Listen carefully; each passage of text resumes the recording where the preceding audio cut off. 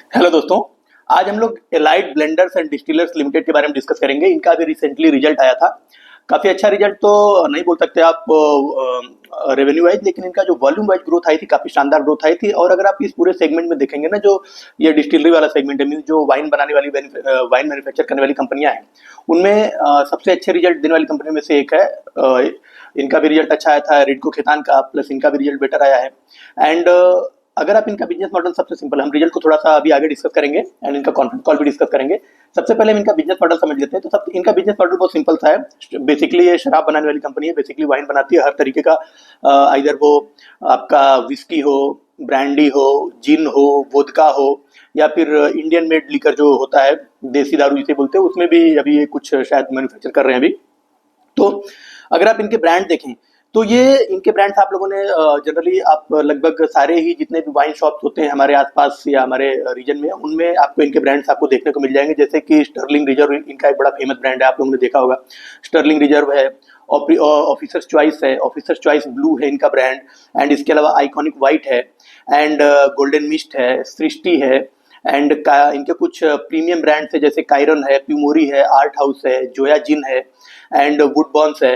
तो ये सब इनके प्रीमियम ब्रांड्स हैं। एंड मिड सेगमेंट, ये सारे ही सेगमेंट में ऑपरेट करते हैं, चाहे वो मिड सेगमेंट वाला जो सेगमेंट है वो प्रीमियम ब्रांड वाला सेगमेंट में, लग्जरी वाले सेगमेंट में, सारे में ये लोग अपने प्रोडक्ट मैन्युफैक्चर करते हैं हर तरीके के, और उसको इंडिया में अपने इंडिया में भी सेल करते हैं, एज वेल एज ये लोग एक्सपोर्ट भी करते हैं। तो इनका अगर टोटल ग्लोबल प्रेजेंस आप देखते हैं तो लगभग ये 30 कंट्रीज में ये अपने मटेरियल को, अपने प्रोडक्ट को सप्लाई करते हैं। एंड इंडिया का ये नंबर 1 इंडियन स्पिरिट कंपनी है बाय वॉल्यूम। मीन्स ये वॉल्यूम के हिसाब से, लीटर के हिसाब से इंडिया में सबसे ज़्यादा मैन्युफैक्चर करने वाली, सबसे ज़्यादा वाइन बनाने वाली कंपनी है। एंड इसके अलावा अगर आप देखें कि इनके पास ब्रांड्स, नंबर ऑफ ब्रांड्स आप देखेंगे तो 25 से ज़्यादा ब्रांड्स हैं इनके पास, 37 ज़्यादा इनके मैन्युफैक्चरिंग प्लांट हैं। एंड 80,000 से ज़्यादा रिटेल आउटलेट्स पर इनकी प्रेजेंस है। मीन्स 80,000 से ज़्यादा दुकानों पे आपको इंडिया में इनके प्रोडक्ट मिल जाएंगे।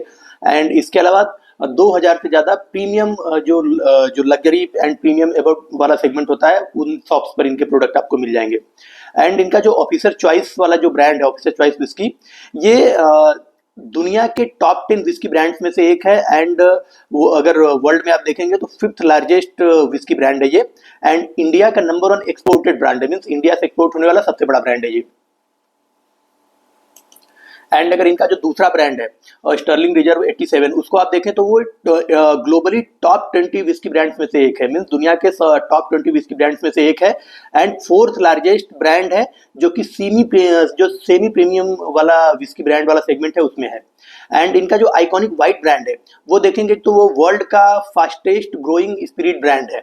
एंड ये लगातार 2 साल से वर्ल्ड का फास्टेस्ट ग्रोइंग स्पिरिट ब्रांड है। लास्ट क्वार्टर में भी हमने जब डिस्कस किया था तब भी ये नंबर 1 था वर्ल्ड में, अभी भी ये नंबर 1 है। एंड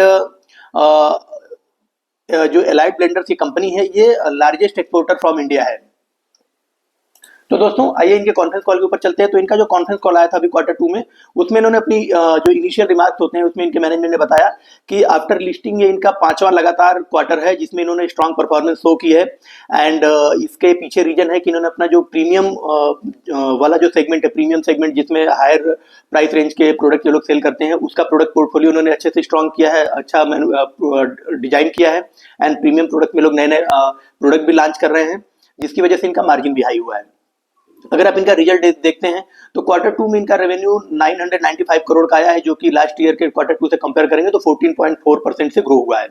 एंड जो इनका इबिट्टा है वो 130 करोड़ आया है, जो कि अगर लास्ट ईयर के सेकंड क्वार्टर से कंपेयर करें तो 23.6% से ग्रो हुआ है।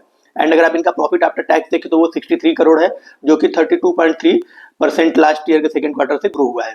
एंड अगर आप इनका इबिट्टा मार्जिन देखें तो वो भी बढ़कर के लगभग 13.1% हो गया है। एंड Q2 में इन्होंने लगभग 9 मिलियन केसेज सेल किए हैं। 9 मिलियन केसेज मीन्स हो गया ऑलमोस्ट 90 लाख केसेज इन्होंने सेल किए हैं अपने प्रोडक्ट के, जो कि अगर वॉल्यूम वाइज देखेंगे तो लास्ट ईयर के सेकेंड क्वार्टर से 8.4% ज़्यादा है। एंड अगर आप पर केस इन्होंने प्राइस रियलाइजेशन इन्होंने प्राइस भी हाइक किए, 3.8% प्राइस इन्होंने राइज किए पर case. And mass premium category में इनका जो ग्रोथ है वो 4.3% तो ग्रो हुआ है क्वार्टर टू में। एंड लेकिन अगर आप उनको क्वार्टर वर्सेस क्वार्टर 4.3% से ग्रो हुआ है ईयर वर्सेस ईयर, लेकिन अगर आप फर्स्ट क्वार्टर से कंपेयर करेंगे तो 5% से डिग्रो हुआ है। मैनेजमेंट का कहना है कि इसके कुछ रेगुलेटरी इशू थे जो कि गवर्नमेंट ने इनके ऊपर इम्प्लीमेंट कर दिए थे। जो साउथ में स्टेट्स हैं इनके बेसिकली इनका जो ये मैन्युफैक्चरिंग प्लांट्स साउथ में है, महाराष्ट्र में भी है। तो जो साउथ में इनके प्लांट हैं, साउथ में जो इनका सेल है उसके ऊपर गवर्नमेंट रेगुलेटरी इशू इंप्लीमेंट कर दिए थे, जिसकी वजह से इनको जो क्वार्टर ऑन क्वार्टर इनका अगर ग्रोथ देखेंगे आप तो डिग्रो हुआ है 5% से। एंड ये मैनेजमेंट का कहना है कि एक शॉर्ट टर्म इम्पैक्ट है। एंड अगला जो क्वार्टर आएगा क्वार्टर थ्री तक ये सारा का सारा इम्पैक्ट न्यूट्रल हो जाएगा, नॉर्मलाइज हो जाएगा। फर्दर जो इनका मास प्रीमियम विस्की वाला सेगमेंट है ऑफिसर चॉइस, उसमें जो इनका ब्रांड है ऑफिसर चॉइस वो टॉप सेलिंग ब्रांड है in India and top exported brand from India भी है। एंड इसके अलावा इसमें अगर इनका ग्रॉस मार्जिन आप देखें तो लगभग 40% का इसमें ग्रॉस मार्जिन ऑफिसर चॉइस वाले सेगमेंट में। एंड ये एक क्रूशियल रोल प्ले करता है इनकी प्रॉफिटेबिलिटी एंड कैश फ्लो में। फर्दर इन्होंने अपने जो प्रेस्टीज एंड एबव वाला सेगमेंट है उसके बारे में बताया कि ये सेगमेंट लगभग 29% से ईयर ऑन ईयर बेसिस पे ग्रो हुआ है। एंड जो पहले लास्ट ईयर सेकेंड क्वार्टर में टोटल P&A वाले सेगमेंट इनका जो रेवेन्यू था वो लगभग 39.7% हुआ करता था, जो कि अभी बढ़कर के लगभग 47.1% हो गया है। एंड जो इनका प्रीमियम ब्रांड है, फेमस ब्रांड है आइकॉनिक वाइट, ये वर्ल्ड की फास्टेस्ट ग्रोइंग स्पिरिट ब्रांड है। एंड ये लोग इसके अलावा अपना जो फुटप्रिंट है ये लोग और भी अलग अलग कंट्रीज में बढ़ा रहे हैं। जो इनका आइकॉनिक ब्लू है वो अभी टोटल 8 कंट्रीज को ये लोग एक्सपोर्ट करते हैं। एंड इसको ये लोग इसका वॉल्यूम ये लोग डबल कर रहे हैं, मीन्स इसके वॉल्यूम को ये लोग नेक्स्ट ईयर तक या नेक्स्ट ईयर के फर्स्ट क्वार्टर तक इसका वॉल्यूम जो है वो डबल कर देंगे, मीन्स 2 गुना प्रोडक्ट ये लोग सप्लाई करेंगे to the other countries.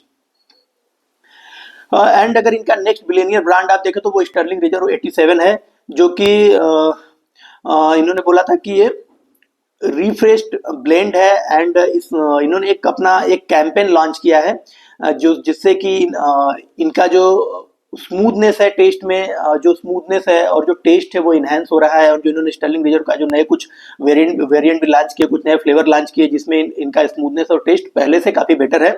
And nation wise इन्होंने जो कैंपेन चलाया है उसका इन्होंने टाइटल दिया हुआ है कि so smooth must be magic. तो और इसके लिए उन्होंने श्रेयस अय्यर को अपने साथ ऑन बोर्ड किया है, वो इनके ब्रांड एम्बेसडर है। एंड जो super premium to luxury brands है उसमें इन्होंने कुछ अभी बैंगलोर और दिल्ली में जो ड्यूटी फ्री मार्केट है उसमें इन्होंने उनको लॉन्च किया है कुछ अपने नए products. And management are planning कि ये लोग next by the end of Q4 ये लोग कुछ 3-4 और नए रीजन्स में भी ये लोग इसको लॉन्च करेंगे। इन्होंने पिछले अगर आप 18 मंथ पहले मतलब लगभग 1.5 साल पहले अगर आप इनका प्रेजेंस देखेंगे तो इनका प्रेजेंस केवल 14 कंट्रीज में हुआ करता था, जो कि इन्होंने पिछले 18 मंथ में बढ़ा करके 14 से 30 कंट्रीज, लगभग 30 अलग अलग कंट्रीज को लोग अपने प्रोडक्ट सप्लाई करते हैं। एंड इसके अलावा मैनेजमेंट बोल रहा है कि अभी जो 2 क्वार्टर बचे हुए हैं इन 2 क्वार्टर्स में ये लोग 7 नए कंट्रीज को और एक्सपोर्ट में अपने प्रोडक्ट एक्सपोर्ट करना शुरू कर देंगे। एंड इसके अलावा जो ABDL है ये asset light high margin export model को फॉलो करते हैं, जिससे कि इनकी एक्सपोर्ट बिजनेस की जो प्रॉफिटेबिलिटी है वो हायर होती है compare to domestic business. And आगे मैनेजमेंट ने बताया कि ये कमिटेड है कि ये अपने फुटप्रिंट को by the end of FY26 ये 35 कंट्रीज तक एक्सपोर्ट करना शुरू कर देंगे। एंड इसके अलावा ये अपना मार्जिन भी मेंटेन रखेंगे, प्लस अपना मार्केट शेयर जो इनके गल्फ रीजन वाली कंट्रीज है वहां पर इनका जो मार्केट शेयर है उसको भी मेंटेन रखेंगे। गल्फ रीजन में मतलब जैसे UAE है, सऊदी अरेबिया है, कतर है, कुवैत है, ओमान है, बहरीन है, तो इन सारी कंट्रीज में इनका जो मार्केट शेयर है उसको मेंटेन रखेंगे और नए नए कंट्रीज को एक्सपोर्ट करना भी शुरू करेंगे। तो इस साल के अंत तक ये लोग टोटल 35 कंट्रीज को एक्सपोर्ट करने का टारगेट कर रहे हैं। एंड इसके अलावा ये लोग कुछ नए जियोग्राफीज में भी एंटर कर रहे हैं, जैसे कि अफ्रीकन कंट्रीज हो गया, लैटिन अमेरिका है, यूरोपियन कंट्रीज है, नॉर्थ अमेरिका है, एंड जो साउथ ईस्ट एशियन कंट्रीज है उनमें ये लोग अपना प्रेजेंस और पेनिट्रेशन और बढ़ाएंगे। एंड इसके अलावा इन्होंने UAE में अपना जो इनका एक premium luxury segment premium brand है आर्ट हाउस एंड जोया जिन, इसको इन्होंने UAE में लॉन्च किया है। एंड इसके अलावा इन्होंने जो अभी अपने कैपेक्स के बारे में भी बताया कि इन्होंने फर्स्ट कैपेक्स सितंबर 2025 में किया है, जो कि सक्सेसफुली कमीशनड हो गया है। ये PET बॉटल का प्लांट है, मीन्स PET बॉटल्स का प्लांट है मीन्स पॉलीएथिलीन का ये जिससे जो बॉटल बनती है उसका प्लांट ये लोग लगा रहे हैं। एंड ये जो मैन्युफैक्चरिंग प्लांट है रंगापुर तेलंगाना में लगा रहे हैं। इसमें जो इनका इन्वेस्टमेंट अमाउंट होगा 115 करोड़ का होगा और यहाँ से लगभग एनुअली 600 मिलियन पीईटी बॉटल्स ये लोग मैन्युफैक्चर करेंगे। एंड ये एक तरीके का बैकवर्ड इंटीग्रेशन है जिससे कि इनकी सप्लाई चेन एफिशिएंसी बढ़ जाएगी, पैकेजिंग कॉस्ट कम हो जाएगी एंड ओवरऑल इनका जो ऑपरेशनल कंट्रोल है वो इम्प्रूव होगा एंड इसके अलावा इनका ग्रॉस मार्जिन भी इम्प्रूव होगा। फर्दर इनका जो सेकंड कैपेक्स है वो सिंगल माल्ट डिस्टिलरी प्लांट ये लोग लगा रहे हैं रंगापुर तेलंगाना में। एंड ये ऑन ट्रैक है and will be operationalise by the Q4 FY26। And जो इनका थर्ड कैपेक्स है वो ये लोग एक ENA डिस्टिलेशन कैपेक्स कर रहे हैं औरंगाबाद में, महाराष्ट्र में। एंड ये भी प्लांट अगर इनका देखें आप तो ऑन ट्रैक है and will be operationalise by Q4 FY27। आगे इन्होंने अपने डेट के बारे में बताया कि इनके ऊपर करेंटली 893 करोड़ का डेट है। पहले जो 766 करोड़ का हुआ करता था लेकिन वो बढ़ गया। क्यों बढ़ा? क्योंकि ये लोग जो कैपेक्स कर रहे हैं इसके लिए इन्होंने मार्केट से पैसा उठाया, तो इसकी वजह से इनका जो डेट है जो लास्ट ईयर के सेकंड क्वार्टर में 766 करोड़ हुआ करता तो बढ़कर के 893 करोड़ हो गया है। एंड जो इनका बोरोइंग है वो रिड्यूस हो गई। बोरोइंग जो मतलब जो इंटरेस्ट रेट है वो कम हो गया है। पहले लोग 9.6% के रेट से पैसा बोरो करते थे जो कि अभी घट करके 8.2% हो गया। उसके पीछे रीजन ये है कि इनको जो क्रेडिट रेटिंग्स देती है अलग अलग एजेंसी, उन्होंने अच्छी क्रेडिट रेटिंग दी है जिसकी वजह से इनका जो बोरोइंग रेट है वो कम हो गया है।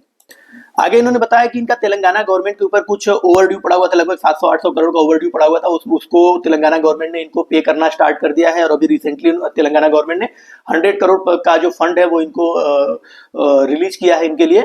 एंड बाकी का फंड वो लोग तेलंगाना गवर्नमेंट ने बोला है कि वो हर मंथ में थोड़ा थोड़ा करके फंड रिलीज करते रहेंगे और जो इनका अभी का जो पैसा है वो भी पे करते रहेंगे, प्लस जो इनका ओवरड्यू है 700-800 करोड़ का उसको भी ये लोग हर मंथ में थोड़ा थोड़ा करके रिलीज करते रहेंगे।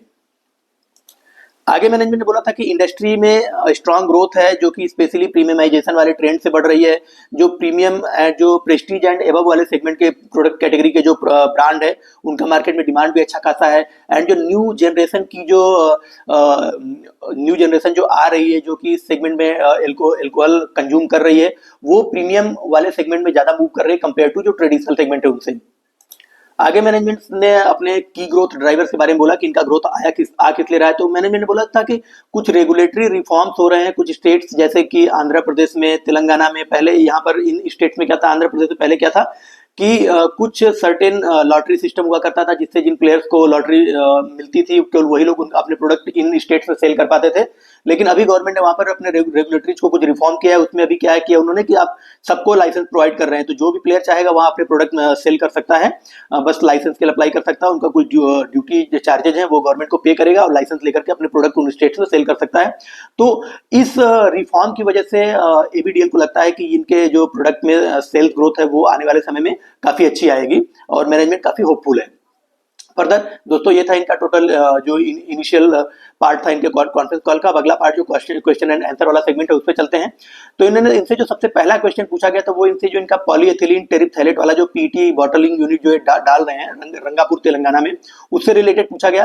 तो मैनेजमेंट ने बोला कि 115 करोड़ का कैपेक्स हम कर रहे हैं पीटी बॉटल वाले प्लांट के लिए एंड ये इससे इनको लगभग 30 करोड़ का रेवेन्यू ऐड होना शुरू हो जाएगा एनुअली।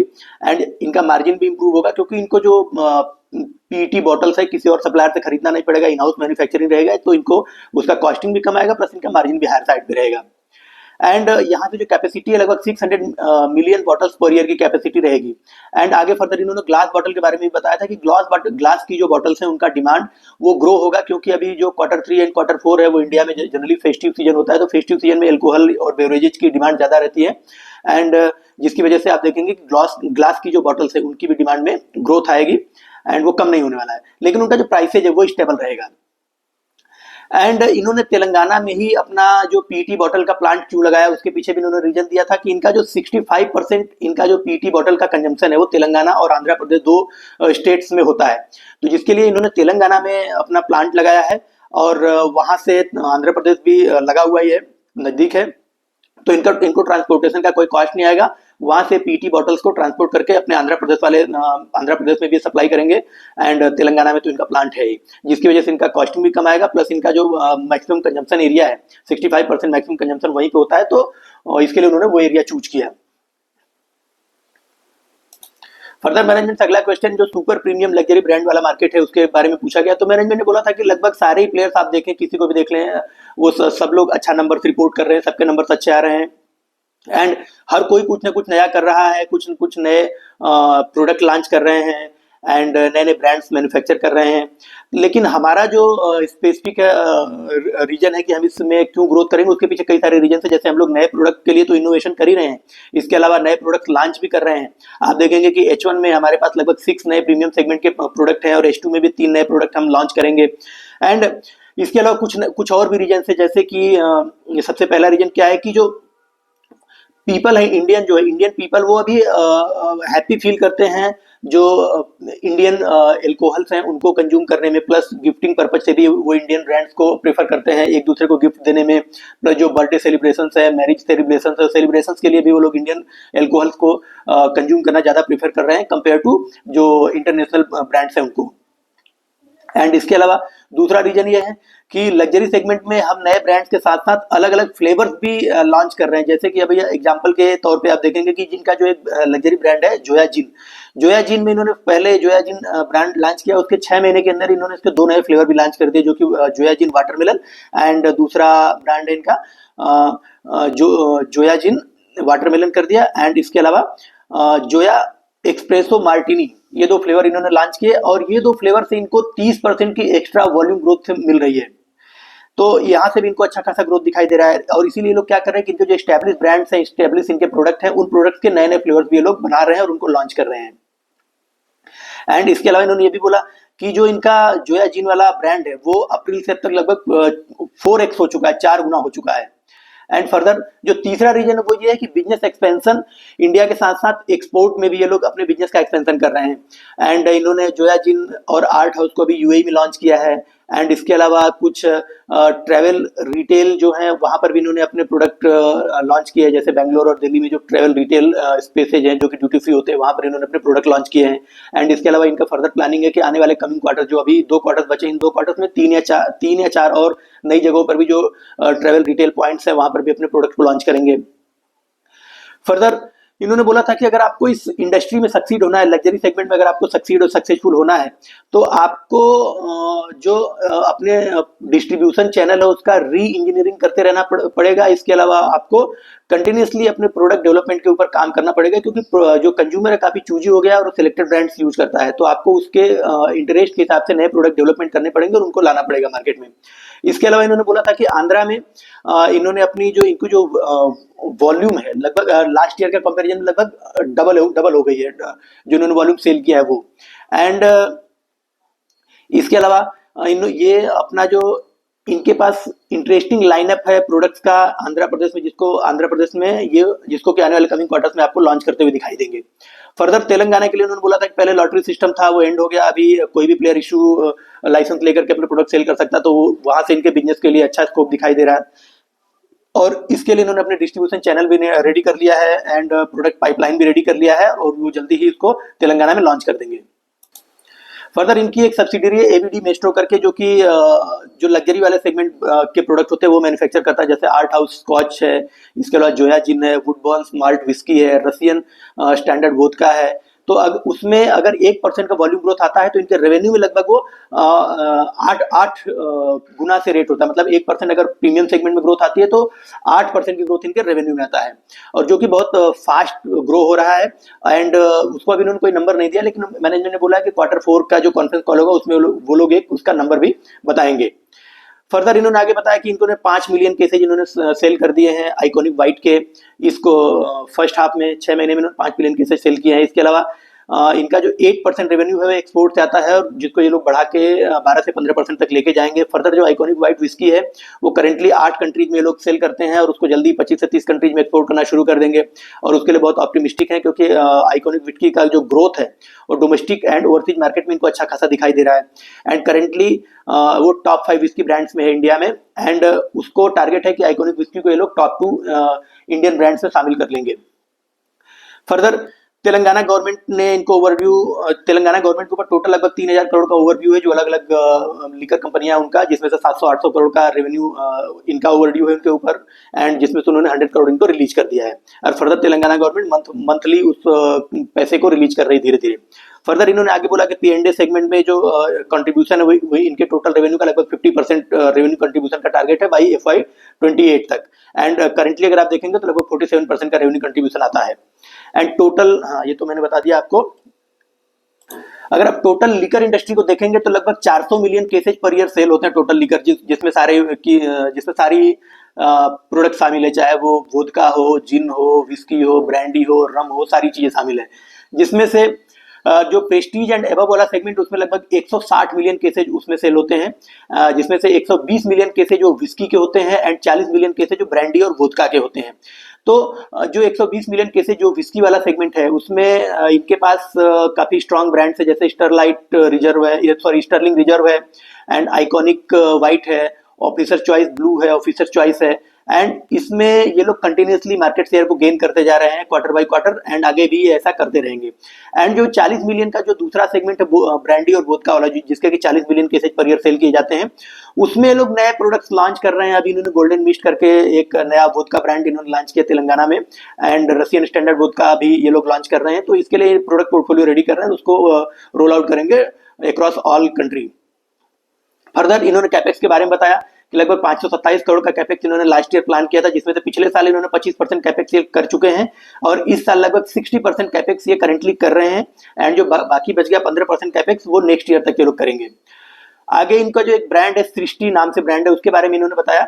इनसे क्वेश्चन पूछा गया तो उन्होंने जवाब दिया था कि जो सृष्टि वाला ब्रांड है वो अभी केवल 2 ही मार्केट में इंडिया में लोग सेल कर रहे हैं, उत्तर प्रदेश और हरियाणा में, एंड उसके डिजाइन में लोग कुछ री इंजीनियरिंग कर रहे हैं, कुछ चेंजेस कर रहे हैं, और ये करने के बाद इसको ये लोग 10 नए इंडियन मार्केट्स में लॉन्च करेंगे। एंड फर्दर आगे मैनेजमेंट ने बोला कि luxury brands are available on 2000 plus outlets पर इनके लग्जरी ब्रांड्स अवेलेबल हैं। इन्होंने 3 लार्ज होटल चेन्स इंडिया के हैं जिनको इन्होंने अपने साथ ऑनबोर्ड किया है, और उन होटल्स में अब इनके प्रोडक्ट ये सप्लाई करेंगे, और उन होटल्स में जो भी कस्टमर और गेस्ट आएंगे रहने के लिए, उनको इनके प्रोडक्ट ये लोग सप्लाई करेंगे, और वहां से इनको रेवेन्यू जनरेट होना शुरू होगा। एंड इसके अलावा H1 में इन्होंने 2 नए ट्रैवल रिटेल पॉइंट्स पर अपने प्रोडक्ट सेल करने शुरू किए हैं, दिल्ली और बेंगलोर पर। एंड इसके अलावा H2 में इनका प्लानिंग है कि 3 नए जो ट्रैवल रिटेल पॉइंट्स है वहां पर ये लोग अपने प्रोडक्ट लॉन्च कर देंगे।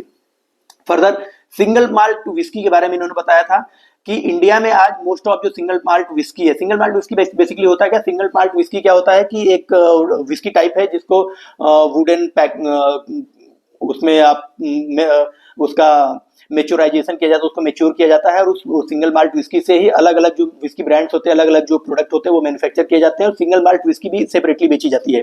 तो वो बेसिकली रॉ मटेरियल के रूप में यूज होता है अपने इंडिया में मोस्ट ऑफ। तो वो बेसिकली इंडिया में अगर आप देखेंगे ना तो वो स्कॉटलैंड से, जापान से, ताइवान से, थाईलैंड से, US से, जर्मनी से हम इम्पोर्ट करते हैं। एंड ये लोग अपना खुद का एक सिंगल माल्ट विस्की का प्लांट रंगापुर तेलंगाना में लगा रहे हैं, जिसमें इनका बेसिकली फोकस है कि उसकी ऑथेंटिसिटी मेंटेन रहे।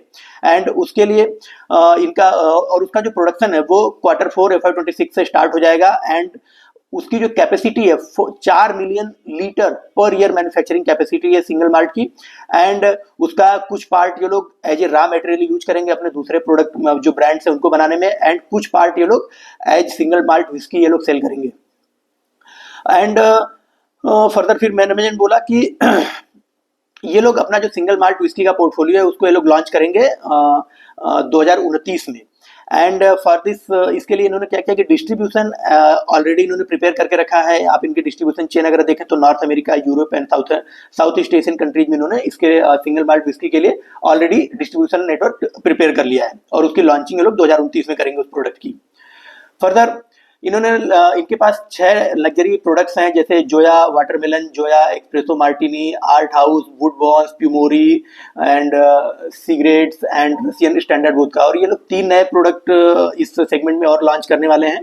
एंड बेसिकली मैनेजमेंट का फोकस जो है वो है अपनी बिल्डिंग कैपेसिटी को बिल्ड करने के ऊपर, प्लस अपना डिस्ट्रीब्यूशन नेटवर्क स्ट्रॉन्ग करने के ऊपर।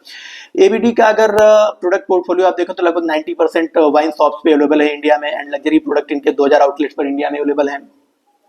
फर्दर जो लास्ट क्वेश्चन इनसे पूछा गया कि जो यूके के साथ इन्होंने फ्री ट्रेड एग्रीमेंट किया था वो उनको रेवेन्यू में कब दिखाई देना शुरू हो जाएगा।